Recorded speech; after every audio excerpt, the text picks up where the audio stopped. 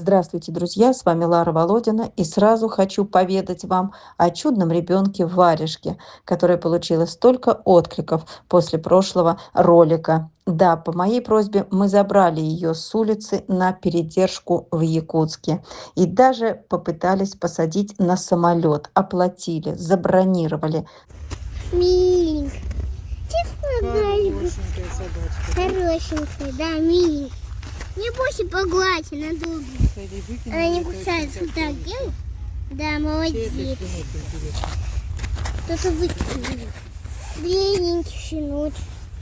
Но пассажирка в последний момент отказалась, не захотела связываться вообще с собаками. И пришлось бронировать уже на другого пассажира. Полетит в другой день, чуть попозже. Да, и пока она на передержке, в тепле, она знает уже пеленку, получила первую вакцину, но вот дома не желает оставаться одна, плачет, скулит, и приходится таскать ее с собой в рюкзаке, чтобы ножки не замочила, чтобы быстрее дойти до пункта назначения. Вот так вот она теперь передвигается.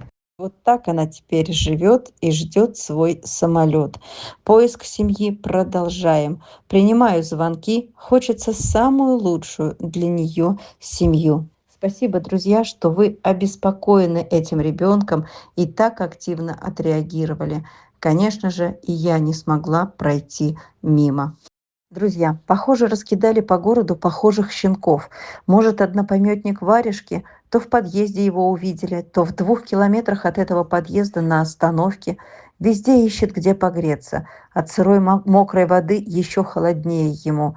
Жмется к стене на остановке, боится и хочет спать.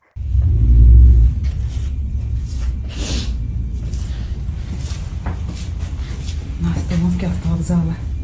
Теплую автоостановку подкинули.